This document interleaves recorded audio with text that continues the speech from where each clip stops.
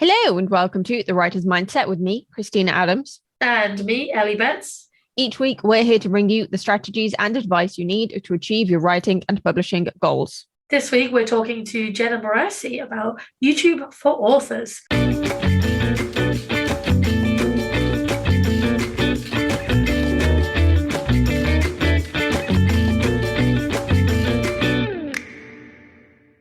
Jenna Moreci is a best-selling author of dark fantasy and science fiction, as well as a YouTube sensation with hundreds of thousands of followers. The Savior's Champion, the first novel in the Saviors series, was voted one of the best books of all time by Book Depository. Born and raised in Silicon Valley, Jenna spends her free time laughing until her face hurts with her goofball fiancé and with her tiny dog. I spoke to Jenna about how authors can use YouTube to market their books, meet other writers, and how they can build their confidence for going on video. Which is not an easy thing to do, so I look forward to hearing more. Shout out to all our subscribers who help support us on Patreon. As a patron, you'll get early access to episodes, bonus content, and our undying gratitude for supporting all the hard work that goes into creating these episodes to inspire and motivate you. Thanks so much for all our patrons for helping us to keep creating content. If you would like to join them, you can visit patreon.com/writers mindset. So it is the start of a new season and we're going to be doing something a little bit different. So rather than writing updates, because they got a tiny bit repetitive after a while, we want to go back to doing a little bit of a question or a quiz at the start of each episode. Question or a quiz? A question or a game. That's a better way of putting it. And today we're going back to our Room 101 because I liked Room 101. And our Room 101 this week is for the writing process. So Ellie, what part of the writing process would you put in your Room 101? If it were possible, and I wish it were, I would like to put into Room 101 that really annoying thing I do where I forget the most basic of words mid-writing. It's infuriating. People do it all the time, right? It's not just me. Not just you. I can't think of an example right now, but it'll be something very obvious. It'll be a word I use in everyday life. Nothing's fantastic, but I can't remember what it is. I tend to, when this happens, I'll highlight it in Scrivener and add a little comment so that I can just come back to this later and I'll try and haphazardly describe what I'm trying to say, but it still breaks the flow a little bit. I think what you're doing is much more beneficial to your process though, because it breaks up the flow much less than if you're then going into a search engine and looking at what is the name for this or how do you spell that, because that is very, very disruptive. And you're going from a creative skill then to something which is much more analytical or logical and also just reliant on a search engine rather than your own brain. And it's hard to express how much that breaks up the flow, because it can take you then 20 minutes to get back into that state of flow. So if you've only got 20 minutes to write, you've disrupted that entire writing session. Exactly. Changing processes like that, I would liken to like writing, you're driving forwards, and then to look up something on Google, you've got to take it into reverse and turn around again and just keep reversing. And then to try and get your brain to go back into gear in the right way, it's not that easy. You can't do it on the flick of a switch. It takes time, not probably 20 minutes to go in and out of reverse, hopefully. But it does take time and it really does break the flow. You can't just keep going as easily. So I just leave a comment and I come back to it. But it's very frustrating. And I would absolutely put that into Room 101 if I could. Can we just take a moment to appreciate the fact you made a car analogy? Damn. The one thing I never wanted to do. It doesn't take 20 minutes to switch gears, even in an old car. It just made sense. Just what popped into my head. That really wasn't planned. If I'd planned it, I wouldn't have used a car. What would you put into Room 101 in terms of writing process? I would put reading my own work into Room 101. And this includes proofreading, it includes copy editing, it includes needing to self-edit. Like the actual process of making the changes, for the most part, I don't hate. But actually going through my own work a lot of the time, particularly the more familiar with it I get, the more I hate it. And for me, I really enjoy the more creative stages when you're planning and plotting and writing and even kind of early edits. But then the more nitpicky the process gets, the more it irritates me. So from that moment that I convert my book into an ebook and then read it on my tablet, that's when my brain starts to see it a little bit differently, and it starts to be much more of an internal battle to force myself to go through it. And I have to do those things. because I need to make sure it resembles a book before I send it to beta readers, and obviously before readers get it as well. And that's really hard, but it's such an important part of the process that there is really no way of avoiding it. Because yes, you can outsource copy editing and proofreading if you want to, but you've still got to self-edit even if you outsource editing, because you're going to pay a fucking lot more for editing if you've done a crap job yourself. Yes, I've heard you, I don't want to say complain, I've heard you whinge many times about... How is whinge any better than complain? It's not. I was trying to make out like you're whinging for no reason. I do that all the time. Trying to make you sound worse than it is. It's I know it's hard, and it's something I'm not looking forward to, because I've not enjoyed going through my shorter pieces, let alone having to go through a whole book. I'm not very good at proofreading my own stuff, so I'm going to struggle with that. So give it a few more months and I might be doing that to Room 101 as well. All right, with that all said, shall we go join Jenna? I think we should.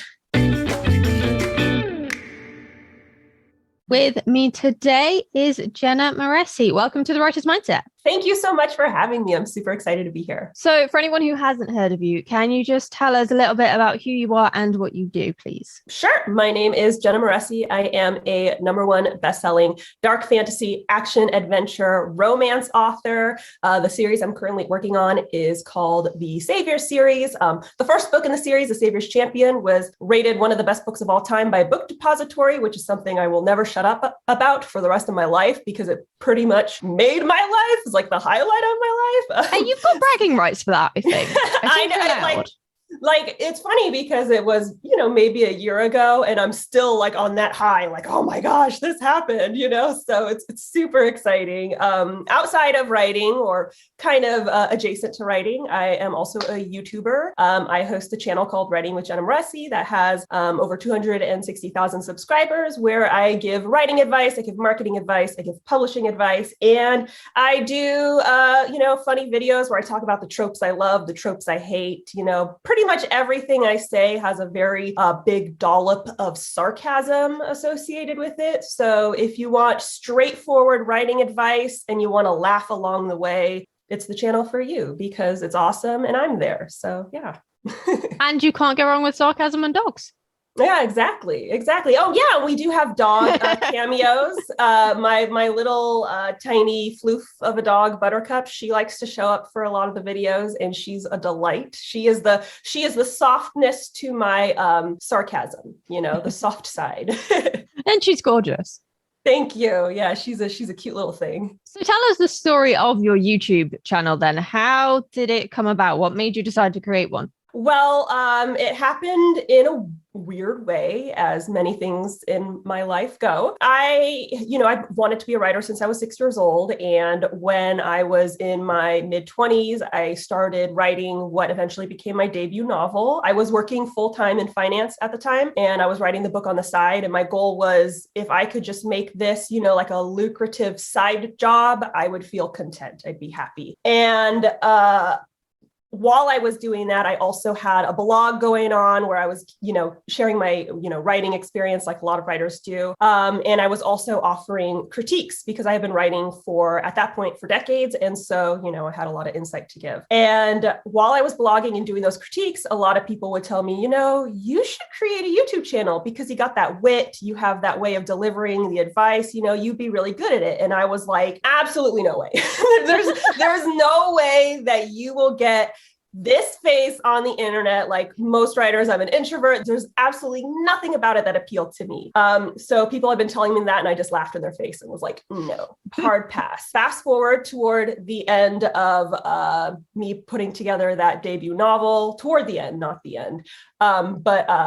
Unfortunately, my fiancé suffered a major spinal cord injury. I ended up quitting my job in finance to become his caregiver, and had to put the blog on hold, had to put the book on hold for a little bit and focus on his health. And when you go through something like that, it kind of changes your perspective on life. You get an idea of how impermanent your existence is. You don't have a lot of time on this planet, and you never know when you're going to go. So you might as well make the most of it. At that point, my blog had plateaued. It had a very small audience. audience. I wasn't really enjoying working on it. So by the time I was able to get back into writing again, I said, you know what? I'm just going to give it a shot. I'm going to try YouTube, see how it works, whatever, just give it a shot. My goal was 100 subscribers. And then it took like 6 months to get there. And once I got 100 subscribers, I was like, okay, I'm going to be really daring and, really racy and go for 1,000 subscribers. And if I hit that, my dreams will have come true and that'll be amazing. And fast forward to now, I have 260,000 subscribers. Basically, I got to a point in my channel where, I only had 100 subscribers. Not a lot of people were watching. And I had been trying to create these very professional videos, very like neat and tidy. And I was like, no one's watching. I'm just going to be myself. I'm just going to be funny and goofy and whatever, because no one's here anyway. And once I released that first video where I was being authentically me, I went from 100 subscribers to like 9,000 within a week. And since then it's skyrocketed. And now what I had hoped would be a lucrative side career is my full-time job. And I'm making triple the money that I made back when I worked in finance. So it's a very, very strange turn of events. That's so cool though, because video is hard. It is. Be honest. It's very hard. And like I said, I literally thought 100 subscribers and I'll be pleased. I had no idea that it would blow up to this level. Did you have any sort of like background or experience in creating videos before you started out? No, not at all. I just, researched, I paid attention to what was out there. One of the things that really helped me was that I researched other writers on YouTube and I could only find 2, and they were both teenagers with very small platforms. And I thought, you know what, if these teenagers who are like half my age have the guts to do this, then I have no excuse. Look at them, they're putting themselves out there and I'm scared, no. And I paid attention to what was working in the videos that I liked in terms of the quality and the editing and things like that. But like I said, I started off trying to be very prim and professional. And it wasn't until I started being authentically myself and, just being goofy and straightforward that my channel really hit its stride. And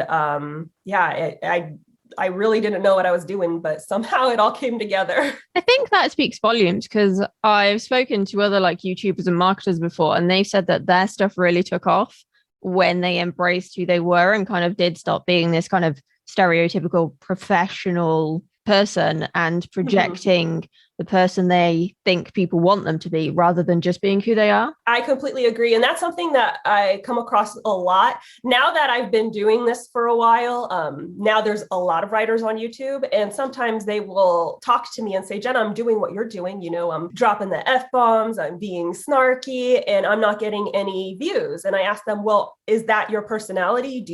Do you drop F-bombs and are you snarky? And they're like, well, no, but you do that. And I'm like, I do that because that's how I talk. That's how I am with, my fiancé. That's how I am with my friends. That's how I am with my family. Like, I'm just being me. If that's not you, people can read phoniness a mile away, so you got to be authentic to who you are. People relate to that.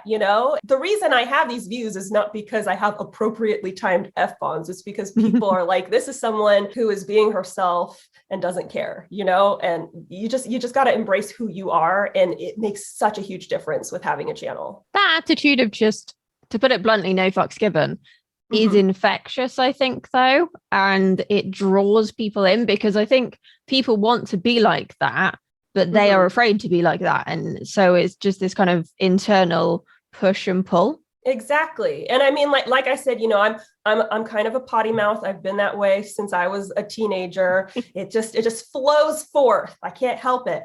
But not everyone who watches my videos are like that. There are a lot of prim and proper, very like PG type people who watch my videos, but they like that this is, just me being me, and that I guess, have the courage to be me regardless, because there are a lot of people who don't like the way I talk in my channel. There's a lot of people who don't like that I am a straightforward woman on the internet. There's a lot of people who leave mean comments and things like that. And there's, 10 times more people who appreciate that someone is out there, being themselves. It kind of gives people permission and courage to be themselves, whatever variation of that of themselves they are. It gives you people permission to embrace who they are, even if they're uncomfortable with it. How do you handle those negative comments? Because some people can get really, I can't even think of a way to put it. Yeah. Well, the thing is it's like, if you're on YouTube, you're going to get hate comments no matter what. If you're a woman on YouTube, just maximize that significantly. And then if you are an outspoken woman on YouTube, it's just game over. I've received death threats, rape threats, guys saying this would be better if you showed us your tits, things like that. And then of course, as a writer, you get, yeah, I know. As a writer, you get people who say things, like they want to insult your writing and things like that, or they want to insult your credibility. When I first started, I would read the comments and I would respond to people and, but after a while, with 260,000 subscribers, there are so many comments. I just don't read them anymore. So it's like people who say hateful things, they're just shouting into the void. I don't see it. Like it's never going to reach me. But I think the number one thing to keep in mind, and this is something that I believe is universal, but it's really hard to internalize, but try your best. The number one thing to consider is that people who go out of their way to be hateful to complete strangers,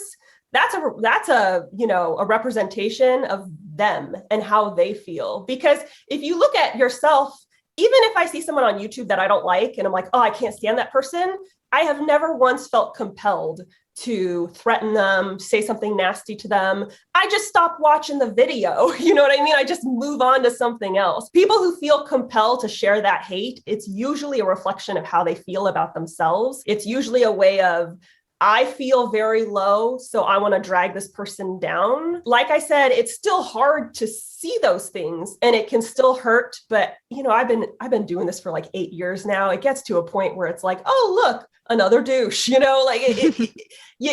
that thick alligator skin, and over time, it really does start to resonate that it's like, this is some person in their basement who wishes that they could be an author and aren't doing the work. And instead they're trying to tear down someone who's made a fruitful career out of it. Like you almost have to feel bad for them. I mean, you kind of don't because they're a douche, but you know what I mean? Like it's important to keep in mind that this isn't about you. It's not about you at all. It's about them. Yeah, they're just projecting their self-hatred onto someone who feels like an easy, almost anonymous, harmless target. Exactly. I've never felt such hatred toward like a stranger. You know what I mean? So it's like, if you have to wonder like the psychology behind someone who feels that extreme passion toward someone they've never met and don't know much about. It is a reflection of, their own issues and their own insecurities. Would you say that's the biggest challenge you faced with your channel then, or have you faced some other challenges along the way? The hate comments, they don't bother me that much, honestly. No, I don't think that's the biggest challenge I faced with my channel. The biggest challenge I faced with my career in general is time. I'm a full-time YouTuber, I'm a full-time author, and I'm still a caregiver, So for example, back in May, my fiancé was hospitalized. And so I had to put more than half, I had to put like 2/3 of my job on hold so that I could, manage the hospitalization and his care. So for me, I think time is the biggest issue. But if we're looking at the channel specifically, this isn't so much an issue now, but if I will be honest, like in the past, I have had, like internet stalkers. I have had people who tried to take it, one step too far. And like I said, the hateful comments, they don't really bother me, especially because it's like such a small percentage compared to the love. And I want to stress that for anyone who's now scared of making a YouTube channel. I mean, like for every hateful comment I get at least 20 positive ones. It's such a small minority. But, being the size that I'm at, you do get some, fanatics. I have had a couple stalkers, and people who just, really hell-bent on, trying to make noise and stuff like that. That was stressful at the time, but it was also several years ago, and I haven't really seen anything from them since. I mean, people like that, I think they eventually like get the idea, oh, they don't care. I'm moving on. Yeah, hopefully. That sounds scary. Yeah, I mean, fortunately, it's online. It's not like people are showing up at my house or anything like that. But it's still like it puts, being a public figure, there's this sense of no privacy at sometimes. And it can get a little like, oh my gosh, I just want to stay at my house with my man and my dog and write some books, So it can be a little much. On a more positive note then. Right. What's your favorite part of running your channel? Oh my gosh. I think oh man. Okay. I'm trying to think because there are a lot of really, really great parts. Well, if we look at it from a business perspective, it's free marketing. I mean, every single day I get to market my books. I say, don't forget to check out The Savior's Champion and The Savior's Sister. Every single day I sell books. I mean, my channel is a large part of the reason why I became a #1 bestseller, why I'm able to support myself, even if the channel, obviously the channel is a big source of my marketing, but even if I wasn't making money from my channel, I could still support myself on my book sales alone. And that's because I have such a very obvious source of free marketing at all times. Once a week, I can just go and promote the crap out of my books. But on a personal level, honestly, it is the audience participation. It is the fans. I get, like I said, the hate is such a small percentage. I get so many amazing messages literally on a daily basis from people who are so appreciative of the help, who are like, there's no one believes in me, no one wants to help me, and your channel has saved my book's life. And it means a lot to me because I was someone who, the reason I started my channel is because I was someone who wanted to write a book, and everyone said the same thing that they say to everyone, which is that you can't make it as a writer, you're not going to make any money, it's just a fruitless path.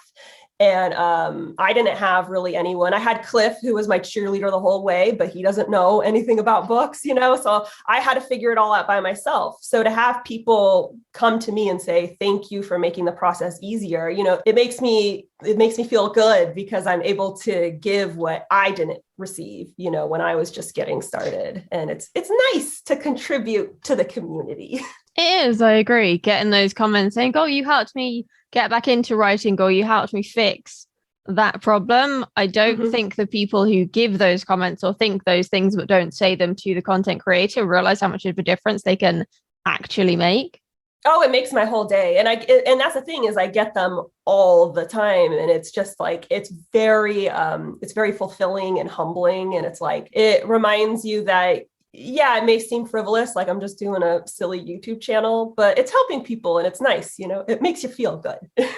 It does. How long roughly does each video take you to create them? What's the actual process that you go through?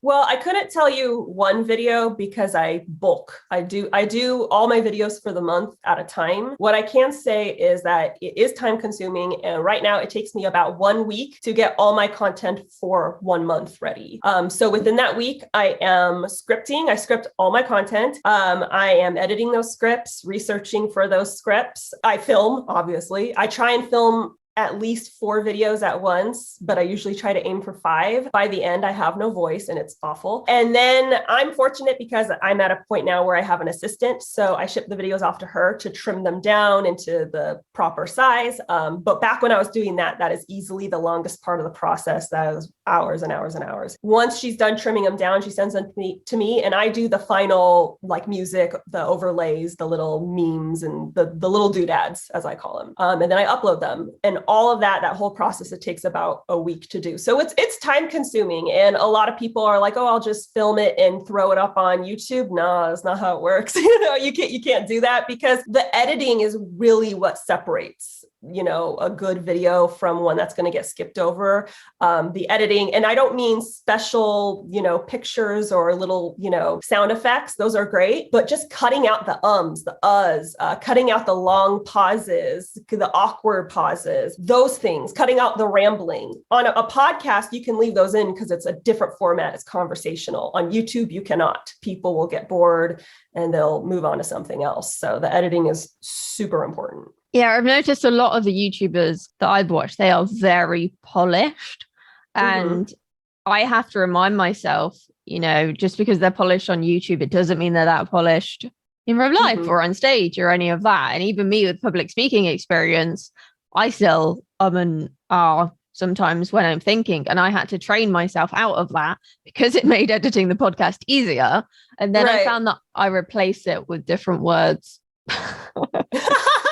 Well, I and all the time. That's part of the reasons why I have to script my videos, is because if I don't script them, then I'll be umming and ahhing the whole time. So I totally get it. And that's the thing, is like, just because you're on for a video doesn't mean like you're that way all the time. Yeah, exactly.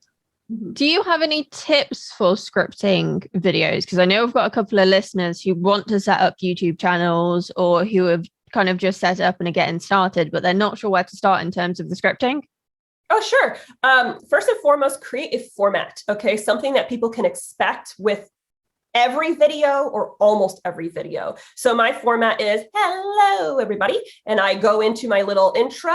I do my, intro card. After that, I give the shout outs that I need to, if it's a sponsor, or telling people buy my books, telling people don't forget to subscribe. And then I go into the topic.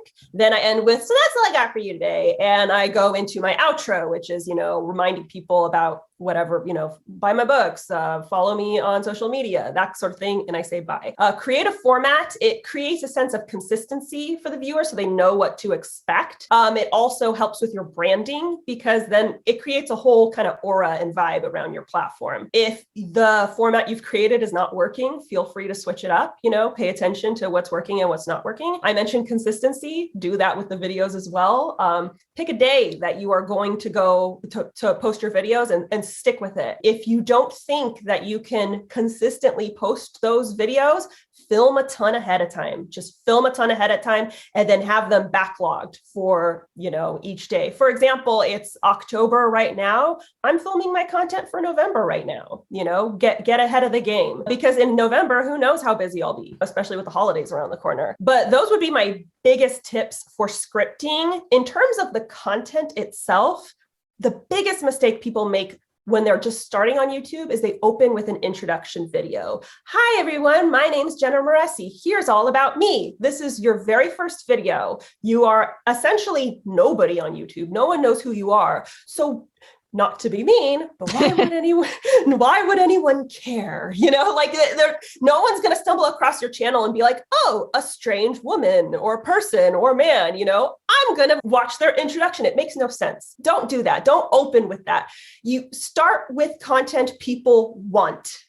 Start with something that actually benefits people. My very first video was why I chose to self-publish. That's something that people wanted to know, not because of me, but because other people want to know, should I self-publish or traditionally publish? Start with the content people want. Start to accumulate an audience. And then once you have, about 1,000 followers or more, that's when you can start being like, oh, by the way, here's about me. Here's who I am. Because once you've accumulated an audience and they're loyal and they're watching your content, that's when they're actually going to start to care about who you are. But first, you got to open with what they want. You are providing a service, so serve. How do you come up with all of your ideas? Because they're considerably better than some of the other writing related ones I've seen.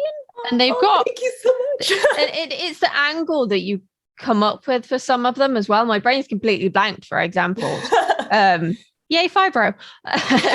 But I can't even tell you which of your videos I found. Oh no, it was Sasha Black's video actually that I found first. And then I fell down a rabbit hole watching your videos because it's just like, it's valuable information. And I appreciate people who are straight talking, Thank you. Well, before I get into the question, that's part of the reason why I started the channel, aside from all the peer pressure from people. But I feel like it's so hard to get straightforward advice. I'm one of those people where it's like, I don't want you to beat around the bush. I don't want the flowery crap. Just answer the frickin' question, I want you to get to the point. And I feel like it was so hard to find that content. So that's how I talk. Some people don't like it. Some people think it's, kind of bitchy, but I don't care. Do you find that people struggle with the way you speak and how straight talking you are because you're female?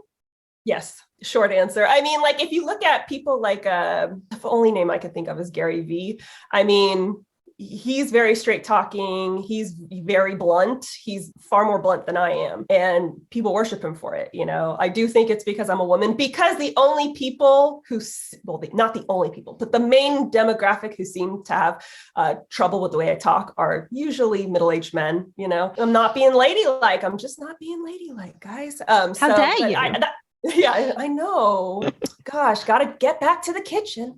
But yeah, I don't care because, you know, they don't need to read my books. You know, it's fine. Like I'll keep writing for the people that I'm writing for, and you don't have to watch my channel if you don't want to. But anywho, oh my gosh, what was the question that you asked before? How do you come up with your ideas? Yeah. Well, first it was, you know, just from all the questions I would get asked back when I was critiquing. I had a blog, the sort of questions that people would submit to me, that's what I would make videos on. After that, now it's looking for trends in my content. So I go through my videos every 6 months and I see what content is doing well, what content not so much. For example, I found that people much prefer obviously the funny videos, the tropes, the worst tropes and the best tropes. They prefer that. And they prefer more general writing advice, like how to write a first chapter, how to write a climax, how to write a kiss scene, things that are a bit more general. Whereas the business videos, you know, how to create an audiobook, how to save money and budget for a cover artist, things like that, they don't perform as well. So I gear my channel toward what my audience is telling me that they prefer. And then when it comes to coming up with ideas, I just feel like there are so many different facets of the writing journey and the industry and publishing and marketing and outlining, all of that.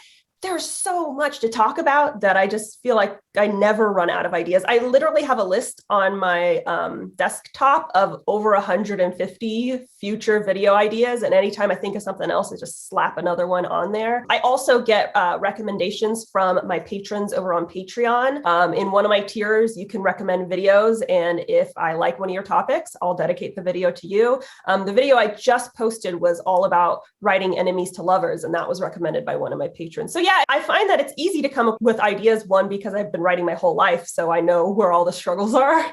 And two, because, you know, pay attention to your audience and see what they want you to talk about and then talk about it. Do you use a research tool like TubeBuddy to help? That was submitted by our listener, Tim. I used to, and then I got a new laptop and I don't think TubeBuddy came through with it, but I didn't notice because that's how seldom I was using it. So I do think it's valuable to a lot of people, but I think that I've been doing this for so long that I kind of picked up on how to do it myself.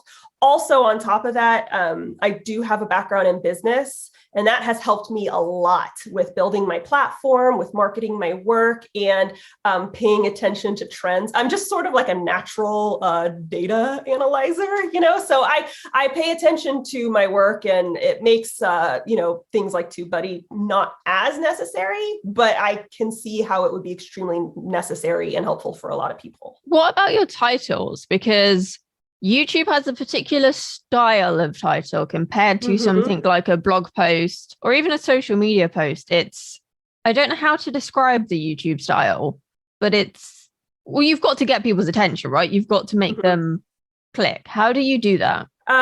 The key is looking for keywords. Now you can look those up. There are websites that will show you keywords, and that's very helpful. But again, if you've been doing it for a while, you start to remember what the keywords are. When you're making videos that are geared toward, you know, a niche, like in this case, writers, you have to be thinking less about clickbait and more about what are they typing in? What are they typing into Google? What are they typing into YouTube? So for example, if you make a video all about how to write a first chapter and there's lots of, I don't know, I'm trying to think of it. There are lots of alien jokes in it. Okay. Let's just say lots of alien jokes. You can't just title it, I was abducted by aliens, because that's clickbaity. It's not going to get you the right audience. It'll get you a bunch of people who are really into aliens, but no one who gives a crap about first chapters. You can't just stick with the clickbait thing.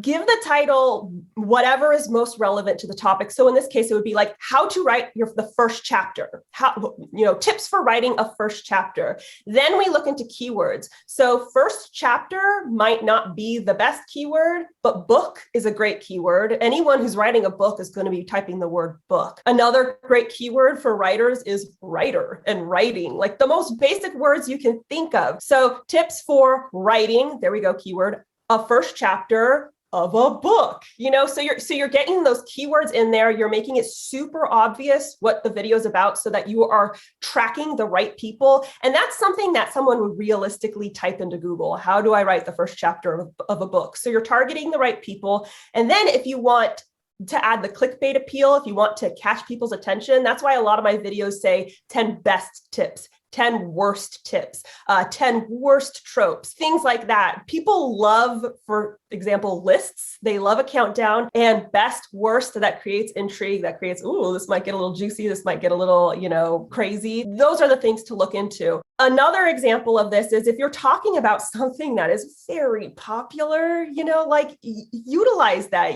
For example, I knew someone who made a video all about the Hunger Games, and they didn't put Hunger Games in the title of the video. They put a clickbaity title based on the jokes from the video that they thought would get them more clicks. It's like, Hunger Games is one of the most popular young adult books out there. You should have put Hunger Games in the title. So think about what people are going to be looking up and use that.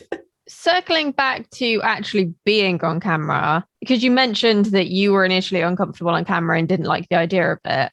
Mm-hmm. How did you get comfortable doing videos? It's just over time. You just get used to it at a certain point. I would say for the first 2 years, I was still get nervous before uploading a video. Now I don't care. It's just like, whatever, upload it, go to work. Well, this is my job, so maybe not go to work. You just get used to it, and at the end of the day, you're just talking to yourself, you're just talking to a camera.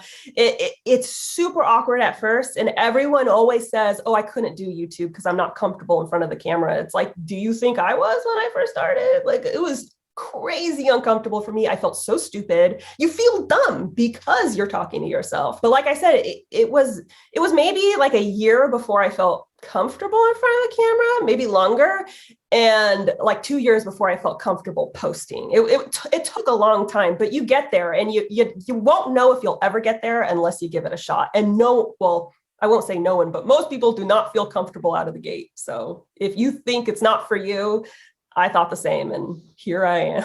Yeah, I started out doing public speaking from a really young age. And when the pandemic hit, I was like, well, I can't go on stage now. I can't do poetry readings. I felt lost because I couldn't go and teach courses in person. I couldn't read my poetry. And I was like, well, my only other option is video. But it was like full on panic attack inducing, causing my fibro to flare up and my fatigue to flare up and everything. That's how much my body was trying to stop me from going on camera. Mm-hmm. I would literally be practically falling asleep in front of my computer before I hit record. And then as soon as I was recording, I was absolutely fine. Really? I was in that kind of state of flow of just focusing on delivering the content and the advice and stuff. So I didn't have the brain capacity to think about, like, does my hair look okay? How's my makeup? Is my background okay? And blah, blah, blah, blah, blah.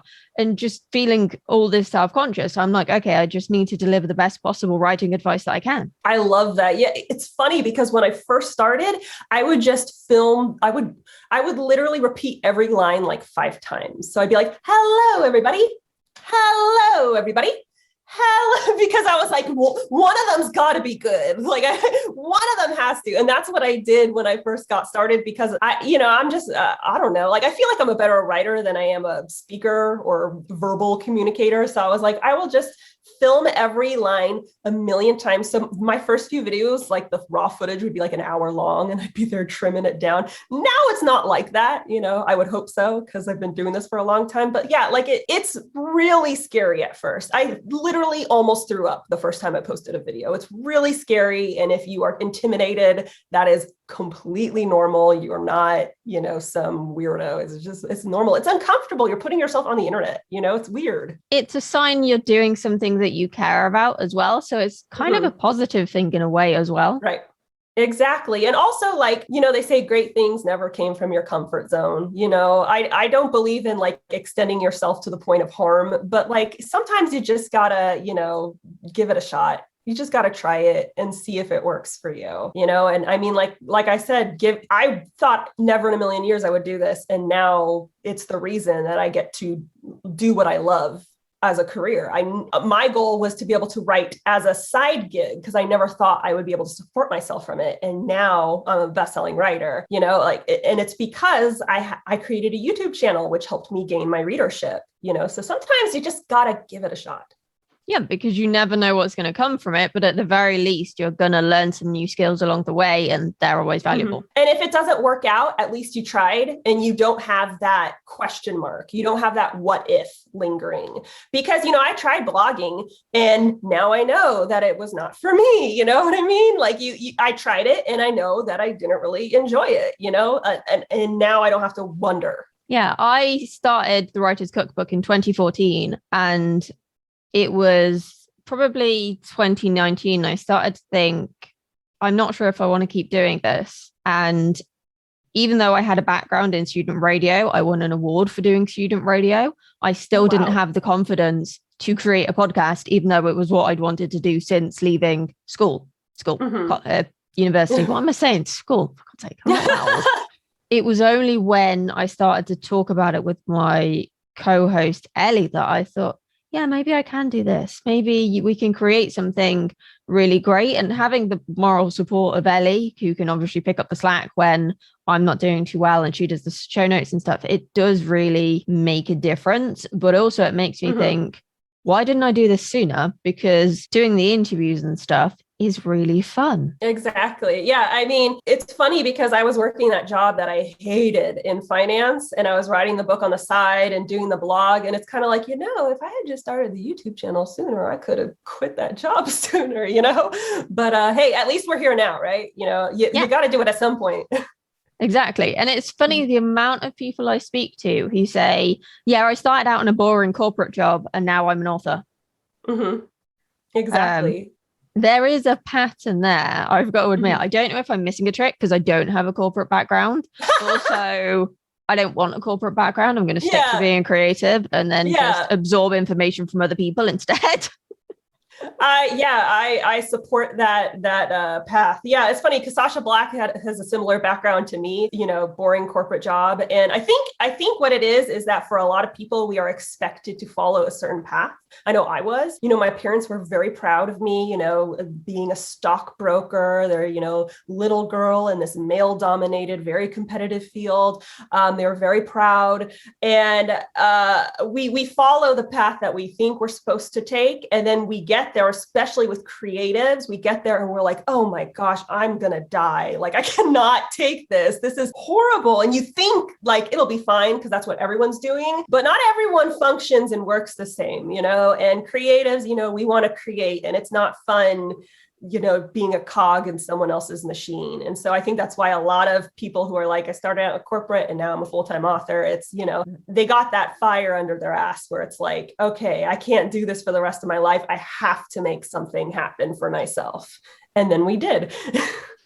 Yeah, I think something I've noticed as well is it's a lot of people who often have mental health issues or they are neurodiverse and they find that the corporate world just does not cater to them. So they've got to be able to stand on their own. Oh, yeah. That's another thing for me. I mean, I'm on the autism spectrum. I wasn't diagnosed until I was an adult because I'm a woman and that's how it works with neurodiverse women. And it's funny because at this point, now I'm 34, like almost every creative woman I know either has ADHD or ASD, almost all of them, and it's just funny because I can see the signs now in a woman, but it's like the doctors can't because they're not behaving like Sheldon from, Big Bang Theory. Like they're not behaving like a stereotype. But yeah, like like you were saying, the corporate environment, it's really not conducive for, creative people, for people who are neurodivergent. It's not conducive. Like I have PTSD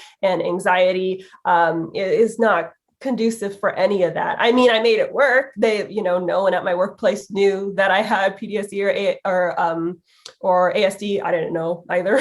So that's probably why. You make it work, but it's just not healthy long-term. And being a writer and essentially owning my own business, there's obviously stressful facets to it. But it's so much more rewarding because it's mine and I'm in control and I'm the boss and I'm doing what I've wanted to do since I was 6 years old, which is tell stories. Yeah, I agree. I kind of have this internal battle at the moment where it's like younger me is going, this is what you wanted to do. And then present me is like, I don't know what I'm doing. And kind of trying to feel like I'm vaguely in control. Mm-hmm. And I think it's just my brain not liking change, but knowing it's necessary. So this just internal war wages out on a regular basis because it's either nothing changes or it's like waking up and getting onto a roller coaster every day. And then the first few meters of track you can see, and beyond that is just pitch black. So you've no idea what direction you're going in, and quite scary. I could not relate more.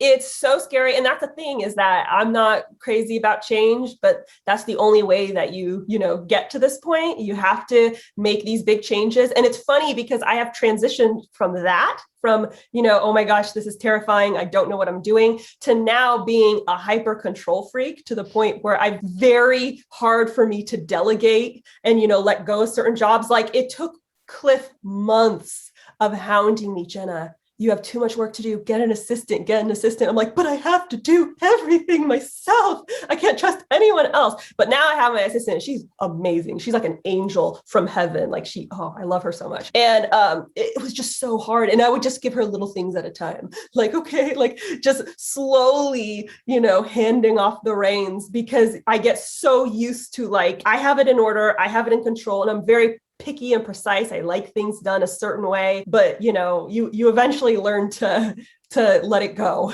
And I'm still working on it though. With the assistant, I trust her completely and she can do what she wants. But there are other things, other parts of the job where I'm like, I might need to hire someone for this, or I might need to hire someone for that. And I'm like, oh no, will they do as good a job as me? Like I tend to believe that no one cares about your success more than you do.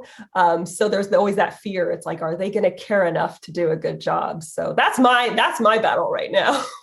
Oh yeah, I can relate to that. What tips would you have for someone who is feeling camera shy but wants to do video, either live or pre-recorded?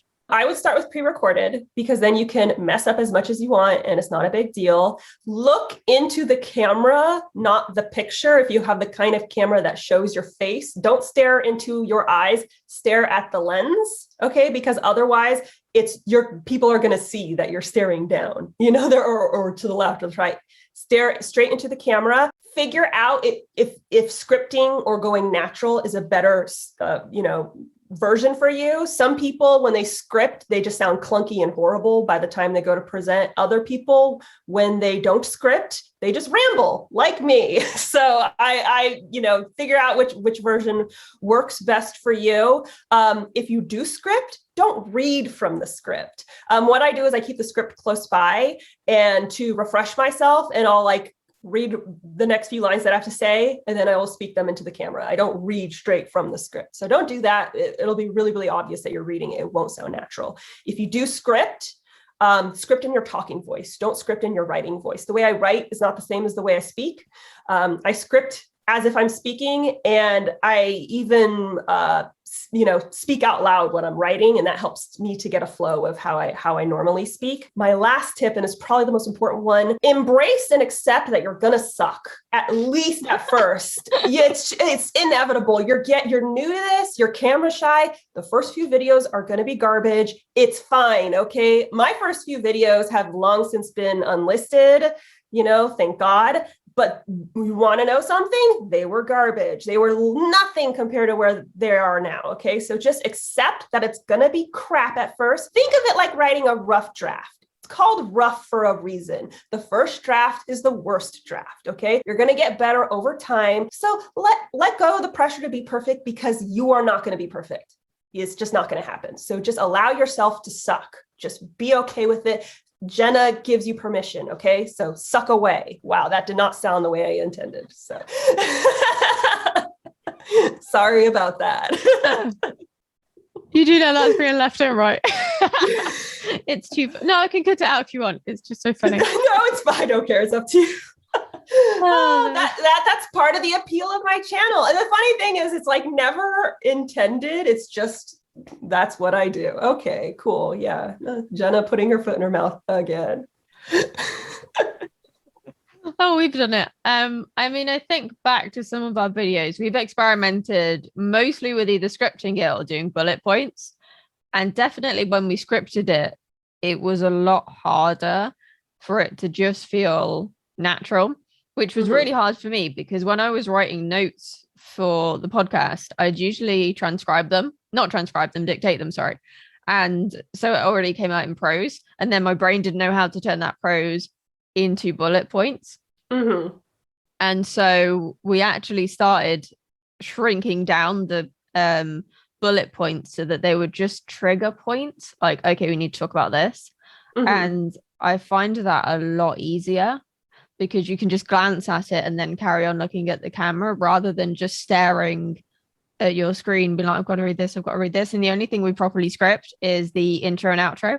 And I changed a couple of words in the outro the other day and Ellie told me off because she'd finally memorized the outro and I changed it. That's so funny. Yeah, it's funny because when I do something live, like if I'm doing, certain podcast interviews, or if I'm doing a live stream where we have a very specific topic, I will do just that. I will do the bullet points. I cannot script it if it's live. And I think it doesn't matter as much because it's supposed to be conversational. So if it's supposed to be conversational, if you're speaking with another person, I think bullet points are always the way to go. I think personally, like for a podcast, I don't think it really should ever be scripted in terms of like the whole thing, unless you're like reading a story. It's one of those kind of, podcasts. And of course, intros and outros. Everyone I know scripts their intros and outros. When it comes to YouTube, though, that's when you kind of got to see where you fall, because I do know people who do bullet points and their videos are fabulous. And then I know people who do bullet points and they turn into me and just repeat themselves over and over and over again. And I'm like, honey, no, that's why I don't do that for YouTube, because I'm just going to be a broken record. So I got to script mine, but it completely depends on the person. Yeah, everyone has their own kind of rhythm and style that they fall into, but you only discover what that is by putting the practice in and experimenting. Exactly. That's why I say you have to allow yourself that time to suck, because you're not going to know what you're good at or, where your groove is until you do it a few times. You just, you got to fall off the bicycle a few times. It's just how it goes. Yeah. Sorry about it. It's painful, but it's necessary. Right.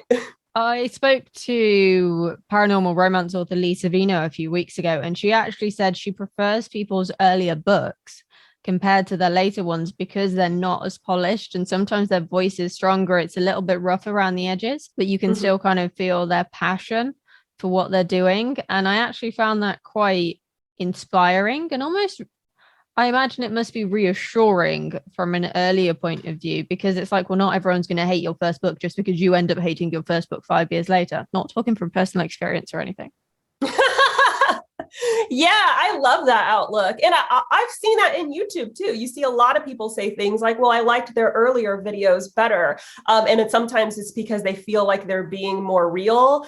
And sometimes that could be the case that they're being more real, or sometimes it's just because they didn't know how to edit their videos yet. So you're seeing all their mistakes and flubs and stuff like that. So, I mean, like, real is kind of a subjective in that sense. But yeah, that's another thing is, your first few videos might be the ones people like the best because they're all messed up and, and like laugh at it. Like the video I just released, I'm dressed as a hot dog, as one does.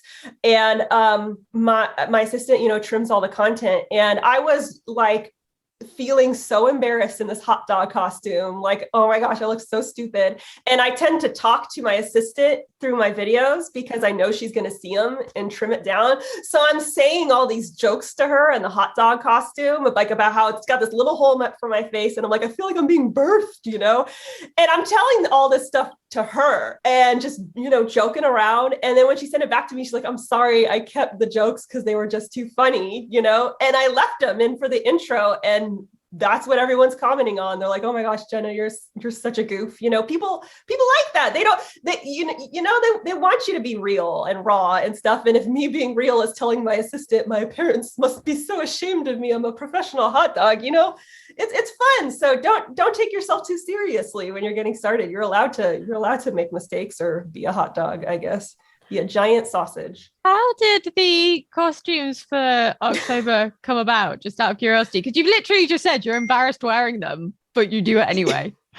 So the costumes for October, I don't know how it started out. I think I started doing, like, for the Halloween video, I'd wear a costume and I let people vote. And I remember one time I let people vote between pirate or cat, and it tied. So I split the video between pirate and cat, and people loved it. They just went nuts. So then I was like, I'll do that every year for the Halloween video. And I like doing Halloween makeup. So sometimes I would do a creepy skeleton face or something like that. And then eventually it evolved into just wearing costumes through the whole month. I actually really enjoy it, and I'm not normally embarrassed. It was just the hot dog because I had never worn that one before. It was a new costume, and it was so stuffy and hot in there. I was sweating, and the hole for my face was so small, and I couldn't move my head. And I just remember sitting there thinking, this is the life I have chosen.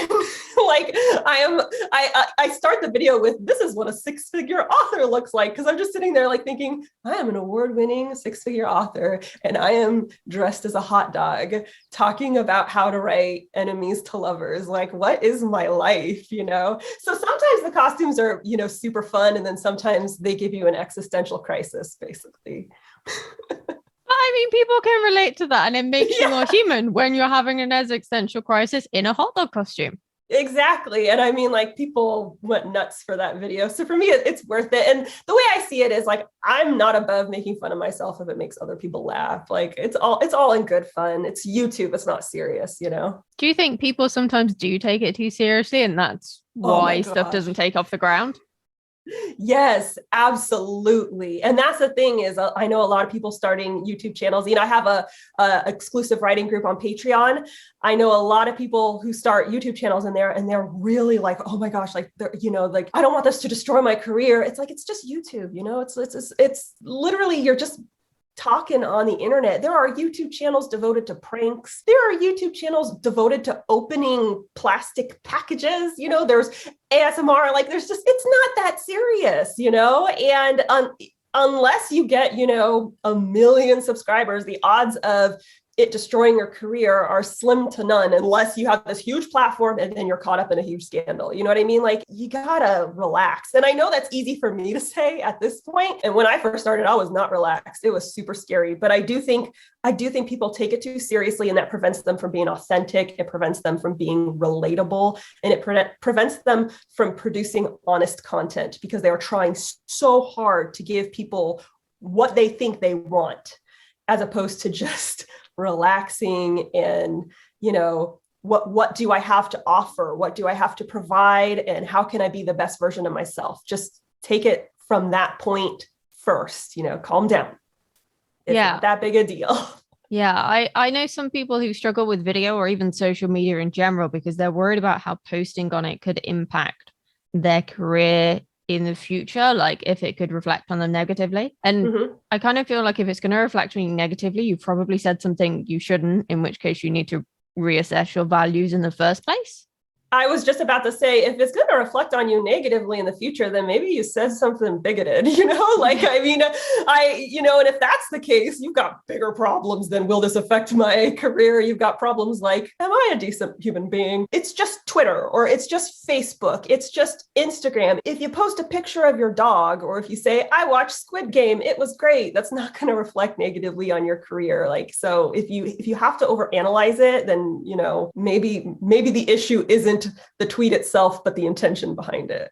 Yeah. And I think the other thing is people overthink their ideas. One of my most recent blog posts on my author blog was about Egyptian mummies and the weird facts I found doing my research for the Mummy's Curse. And it's one of my most popular blog posts on my author blog because it's just so weird.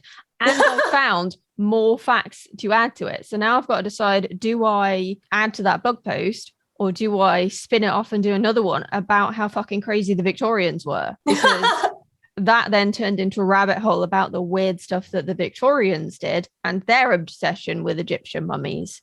And I ended up including Victorians and Egyptian mummies in my books, not knowing that they were related. Oh, wow. I know. And because I did do research up front, but I researched them separately.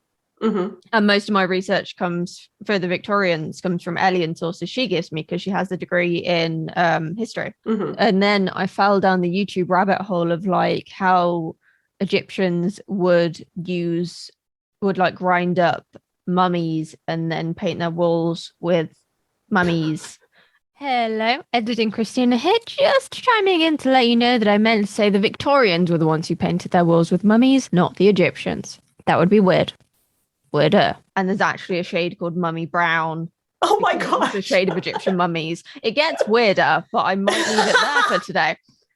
And see, this is the kind of content people want, like it's just, and then people are overthinking it. Like, oh my gosh, like, should I write about this? It's like, who cares? Come on. My most popular video is the 10 worst female character tropes. I didn't go into that thinking like, is this going to do well? I was just tired of reading about certain female characters, so I made a video about it. It's not that deep, guys. Like this is all in good fun. And that's also a thing I feel like people forget when creating their writer platform in general.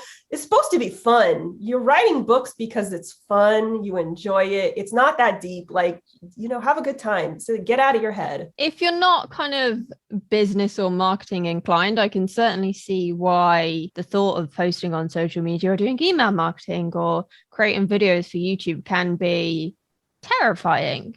But like you say, it is meant to be fun, and it's almost an extension of your books, like me and the Mummy blog post or the Weird Victorian stuff that I've found. If you already know this stuff, then it's a lot easier to talk about. I completely agree. And for me, having a background in business has helped significantly. And it also helps that I really enjoy that. I'm one of the weird people, like a lot of people, they're either good at English and history or math and science. I'm good at English and math. So I've got the half and half there. And I enjoy finance. I enjoy the money math. I enjoy looking at my stats and my trends and sales and things like that. I enjoy the business side of being a writer, and I know not everyone will, and that's fine. But there are so many, resources available to get better at that side. And as you improve with the business side of things, the more comfortable you will get with it, the less freaked out you'll be about every little decision you make, because you've gotten into your rhythm, you've gotten into the groove. That takes time, but you've got to allow yourself that space for it to happen, right? Right. That's why I always encourage people, start your platform years before you plan to release the book, because it's going to take you a while to learn those business skills and marketing skills. It's going to take you even longer than that to grow an audience. And you need all that stuff before the book comes out, because if you release the book and then you start that stuff, it's an uphill climb. It's going to be hard. It's going to be hard to get those sales in if you start everything after the fact. Oh, yeah. Yeah, I did that. Oh, no. I did it for my fiction, not my nonfiction. And my fiction took off 3 years after I published the first book. Hey, at least it took off. Well, yeah, there is that. And it took off because I did Mark Dawson's ads for authors, and I made the first book perma-free. And because that first book was perma-free and I happened to make it perma-free right as everyone was going on their summer holidays. Ooh, smart. And then there was already 4 books out in the series. That's why it went nuts. But obviously that model kind of doesn't really work anymore because no one can go on summer holiday. Oh, that's true. I was like, wow, that's a great idea. And then, oh yeah. Not the same. Let's talk about you then. Okay. One question we ask everyone is, what's one book that changed your life? I should add the caveat, no one ever really says one book, even though we specify one book. I will say one book because this is going to make me sound like such a dick, but I'm just being honest. I've wanted to be a writer since I was 6 years old. I'm a control freak and I've been one since I was 6 years old. And one of the reason I've wanted to be a writer since I was a child is because I like telling stories. I was a voracious reader, and this is where the dickness comes into play. But I'm a voracious reader and I love reading, but I always, ever since I was a kid, I would read it and be like, well, if I wrote it, it would go like this instead. Like, I'm just that nitpicky, and I'll be like, it'll be something as simple as, well, I would have given the princess brown hair. You know what I mean? Like, and I've always been like that. So even though I really enjoy reading, it's always like there's a wall in some situation or some sense, because I want to change the story. And that's why I like storytelling, is it allows me to be a control freak. The story gets to go however I want it to go. That's why I have one book that changed my life. And it was in the 4th grade. I read Ella Enchanted, which is a very famous Cinderella retelling. That was the first and maybe the only book I've read in my entire life where I just got completely invested. Just like everything that was happening, I was here for it. I was just like, I remember I finished the book. My mom, we had to run errands and it was nighttime, and I was with her in the car and I was finishing the book. I insisted on turning the car light on because it was pitch black and I had to finish the book. I was so invested in that story. I just loved it with every fiber of my being. And I just remember thinking, this is how I want to make people feel when I write books. This is how I want to make people feel once I become an author. And that's how it inspired me, because even though I really love reading and I'm constantly reading, I've got my bookshelf behind me with all of my TBR and everything. It's very hard for me to get fully invested because I can't turn the writer brain off. I can't turn the little like, oh, I noticed you forgot a comma, or, oh, that's a shift in, character perspective. I can't turn that side of my brain off. This is the only book I've ever read that I was able to do that with. One of my fans, Aria, got me a signed copy of Ella Enchanted because I mentioned it on my channel and I cried. I bawled like a baby. That book just meant a lot to me because it showed me this is how people are supposed to feel when they read. This is probably how a lot of people feel when they read. And I just never had that experience. And it taught me basically what to aim for with my own fiction. So yeah.